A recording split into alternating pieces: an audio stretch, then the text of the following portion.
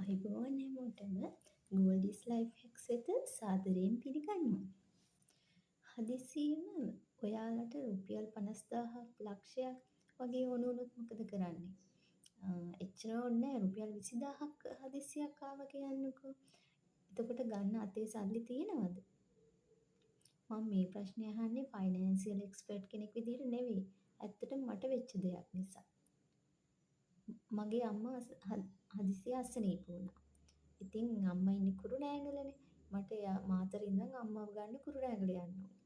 මගේ අතේ සල්ලි කීයක්වත්ම තිබුණේ නැහැ. ඉමර්ජන්සි ෆන්ඩ් එකක තියෙන වැදගත්කම මේ වෙලාවේ තමයි මට වැඩිපුරම දැනුනේ. ඉමර්ජන්සි ෆන්ඩ් එකක් හදාගන්න ඕනේ කියලා හැමදාම හිතේ හිටියට ඇත්තටම මාසික වියදමත් එක්ක කරගන්න ටිකක් අමාරුයි. ඒ නිසා ඉතින් මේ වෙලාවේ කරන්න දෙයක් නැතිකමට මාලයක් තමයි උකස් කරන්න සිද්ධ වුණේ. ඇත්තටම මාලයක් කිව්වට චූටි මාලයක් තිබුණේ මං ගාව. ඒක බැංකුවේ උකස් කරොත් මට අවශ්‍ය ප්‍රමාණයට මුදල් ගන්න බැරි වෙනවා. ඒ නිසා ඇත්තටම කනගාටුවෙන් වුණත් මට ඒක උකස් කඩේක තමයි මාලේ උකස් කරන්න සිද්ධ වුණේ. ඉමර්ජන්සි ෆන්ඩ් එකක් කියන්නේ මොකක්ද? ඇත්තටම ඉමර්ජන්සි ෆන්ඩ් එකක් කියන්නේ හදිසි අවස්ථාවකදී ඒ කියන්නේ අපිට මොකක් හරි අසනීපයක් හැදුනා. එතකොට හදිසියේ අපේ ජොබ් එක తాවකාලිකව හරි ජොබ් එක නැති වෙලා මොකක් හරි ප්‍රශ්නයක් වුණා. එතකොට පවුලේ මරණයක් සිද්ධ වුණා. එතකොට හදිසියේ මේ ගමනක් බිමනක් යන්න අපි නොසිතූ වෙලාවක දෙයක් සිද්ධ වෙන්න පුළුවන්.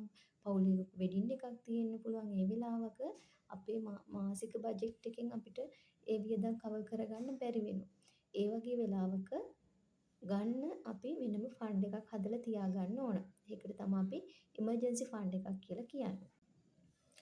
ඉමර්ජන්සි ෆන්ඩ් එකක් හදාගන්න ඉමර්ජන්සියක් එනකම්ම ඉන්න ඕනේ නැහැ. ඇත්තටම මම වගේ මම දැන් මේ මට ඇතිවෙච්ච තත්ත්වය නිසා ගොඩාක් අපහසුතාවයටපත් වුණා. හදිසියට අපිට සල්ලි ඉල්ල ගන්න කෙනෙක් නැහැ. අපි ළඟ කීයක්වත් ඉතුරු කරලා නැහැ. ඒ වගේ වෙලාවක ගොඩාක් අසරණ වෙනවා. ඒ වගේ අවස්ථාවක් ආවහම. ඉතින් ඒ වගේ වෙලාවල් අපිට ඕන තරම් ජීවිතේ එන්න පුළුවන්. ඒ නිසා අපි ඒකට කල් තියාම සූදානම් වෙන්න ඕන. අපිට සල්ලි නැහැ තමයි. ඒ උනට ලැබෙන පොඩි හරි මුදලක් අපි පොඩ ඉතුරු කරලා මුලින් රුපියල් 500න් 1000න් උනත් පටන් ගන්න පුළුවන්.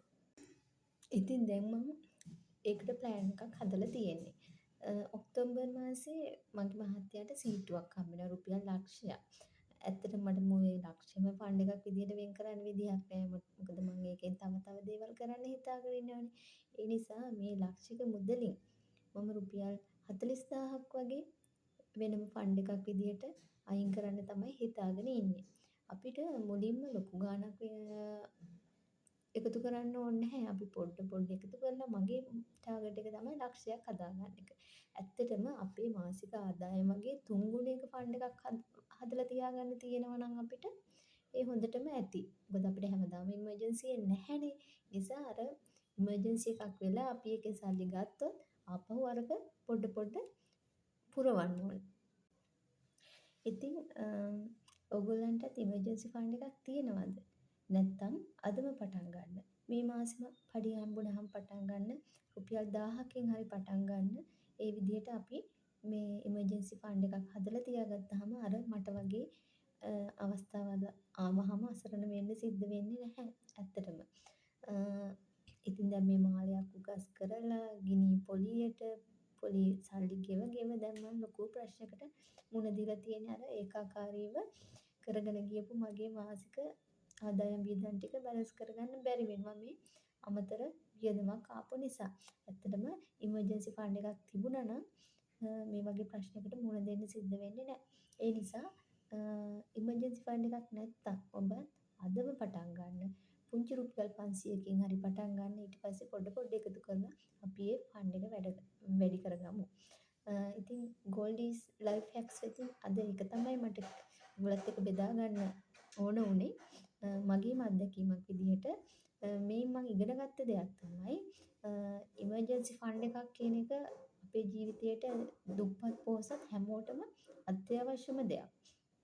ඒක නිසා හදිසි කරදරයක් වෙන්න කලින් අපි කල්තියාමයකට සූදානම් වෙලා ඉන්න ඕන.